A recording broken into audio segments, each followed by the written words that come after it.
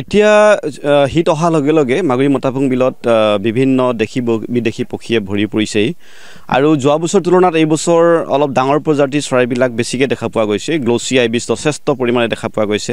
ইয়াতে ৰুডি চেল ডাক বা ব্ৰাহ্মণী ডাক যিটো আমি চাকৰি চুকা বুলি কওঁ, বহুত পৰিমাণে দেখা পোৱা গৈছে। ইতিমধ্যে ফুল ছিজন পোৱাহিয়ে নাই, এতিয়াই ইমানখিনি চৰাই দেখা পোৱা গৈছে। ডিচেম্বৰত আৰু বহুত নিশ্চয় আহিব। আৰু বাৰ হেডেড গুজ, যিটো গ্ৰেলেগ গুজ, এইবিলাক প্ৰায় সংখ্যক দেখা পোৱা গৈছে। যিটো ডাঙৰ ডাঙৰ হাঁহ, ৰাজহাঁহ বুলি কওঁ, যিটো গ্ৰেলেগ গুজ, এইবাৰ দেখা পোৱা গৈছে প্ৰায়বিলাক। গতিকে যোৱা বছৰ তুলনাত এইবছৰ পক্ষীৰ সংখ্যা আমি বেছি দেখি পাইছোঁ মাগুৰী মতাপুং বিলত। আৰু এতিয়া ৰেড ৱাটাৰ লিলি গাৰ্ডেন এখন হৈ আছে, যিটো ৰঙা ভেটৰ দলিচা পাৰি থোৱা নিচিনা। ইয়াতে ইমান সুন্দৰ হৈ আছে, ইয়াত নান্দনিক দৃশ্য।